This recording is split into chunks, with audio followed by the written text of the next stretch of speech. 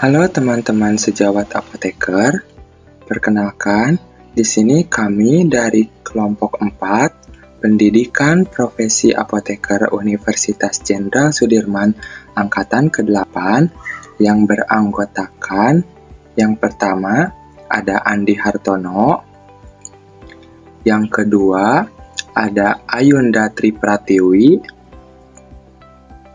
yang ketiga ada Ferry Sandria, yang keempat ada Laeli Fitriani, yang kelima ada Cynthia Intan Permatasari, yang keenam ada Wula Nurfaridah, dan yang terakhir ada Zidna Akmala Dewi. Nah, pada video kali ini, kami akan melakukan pelayanan informasi obat terkait penyimpanan dan beyond use date vaksin anak. Apa itu vaksin?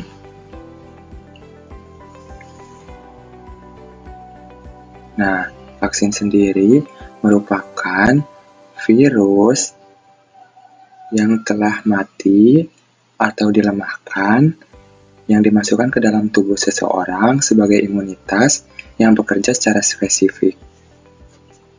Untuk pembahasan yang pertama adalah mengenai pengendalian mutu sediaan vaksin. Sebagai seorang apoteker, ada beberapa hal yang harus diperhatikan dalam mengendalikan sediaan mutu vaksin. Yang pertama adalah sifat kimia, yang kedua adalah sifat fisika, dan yang terakhir adalah aspek mikrobiologi. Berbeda dengan obat lain seperti tablet, vaksin sendiri memiliki batasan waktu tertentu setelah kemasan primernya dibuka. Nah, batas waktu setelah kemasan primer dibuka kita sebut sebagai beyond use date. Dengan adanya informasi mengenai vaksin, baik itu penyimpanannya ataupun beyond use date dari vaksin, diharapkan seorang apoteker dapat memperhatikan bagaimana pentingnya penyimpanan vaksin yang baik dan benar, serta memperhatikan penggunaan vaksin dengan menerapkannya dalam kehidupan sehari-hari. Lalu, vaksin apa saja yang biasanya digunakan pada anak-anak? Nah, untuk vaksin anak yang biasanya digunakan, itu ada 6 jenis teman-teman. Yang pertama ada vaksin Haemophilus influenza tipe B, yang kedua ada vaksin polio, yang ketiga ada vaksin MMR, yang keempat ada vaksin meningitis, yang kelima ada vaksin BCG, dan yang keenam ada vaksin rotavirus. Nah, selanjutnya ada jenis vaksin Haemophilus influenza tipe B. Biasanya vaksin ini digunakan untuk mencegah penyakit yang disebabkan oleh virus Haemophilus influenza tipe B. Untuk penyimpanan jenis vaksin ini biasanya disimpan pada suhu 2-8 derajat Celcius. Nah, lalu untuk beyond use date dari jenis vaksin ini yaitu 24 jam. Nah, selanjutnya ada jenis vaksin polio. Jenis vaksin ini digunakan untuk mencegah terjadinya penyakit polio.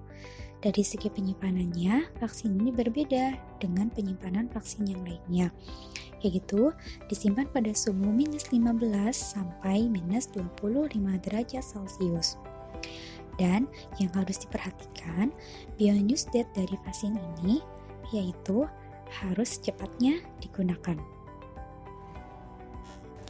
Nah, selanjutnya ada vaksin MMR, Measles, Mumps, and Rubella. Nah, vaksin ini biasanya digunakan untuk mencegah terjadinya campak, kemudian gondong, ada juga campak Jerman. Nah, untuk penyimpanannya, vaksin ini disimpan pada suhu kamar, yaitu 20-25 derajat Celcius.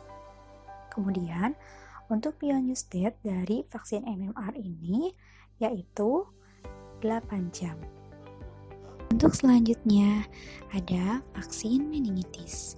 Vaksin meningitis ini biasanya digunakan untuk mencegah terjadinya penyakit meningitis yang disebabkan oleh virus meningokokal.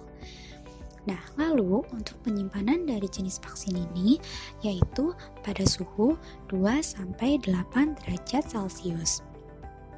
Sedangkan untuk beyond use date dari jenis vaksin ini waktunya adalah 8 jam. Nah, selanjutnya ada vaksin rotavirus. Nah, vaksin rotavirus ini biasanya digunakan untuk mencegah terjadinya diare yang disebabkan rotavirus. Untuk penyimpanan dari jenis vaksin ini yaitu pada suhu kamar teman-teman, yaitu pada suhu 20-25 derajat Celcius. Sedangkan untuk beyond use date dari jenis vaksin ini yaitu 24 jam.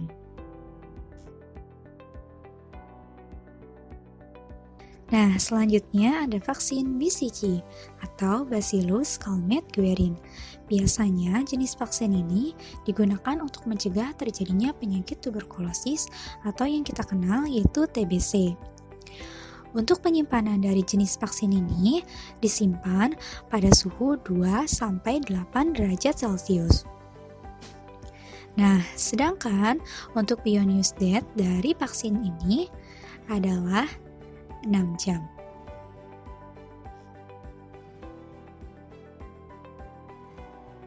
Benefit mengenai pemberian informasi terkait beyond use date dan penyimpanan vaksin yaitu menambah wawasan mengenai cara penyimpanan vaksin yang benar sehingga menghindari terjadinya ketidakstabilan vaksin, menghindari kesalahan penyimpanan serta waktu pemberian setelah kemasan dibuka sehingga mutu vaksin yang diberikan kualitasnya terjaga. Risknya yaitu apabila tenaga kefarmasian tidak mengetahui cara penyimpanan vaksin yang baik dan tidak bisa menentukan BUD vaksin, maka dapat mempengaruhi stabilitas vaksin secara fisika, kimia, dan mikrobiologi, serta dapat mengurangi efektivitas vaksin saat digunakan. Manajemen farmasi juga menentukan pendapatan secara ekonomi suatu layanan kesehatan apabila kondisi penyimpanan vaksin yang akan digunakan sudah rusak. Nah, itulah paparan mengenai penyimpanan dan beyond use date dari vaksin anak. Thanks for watching. See you.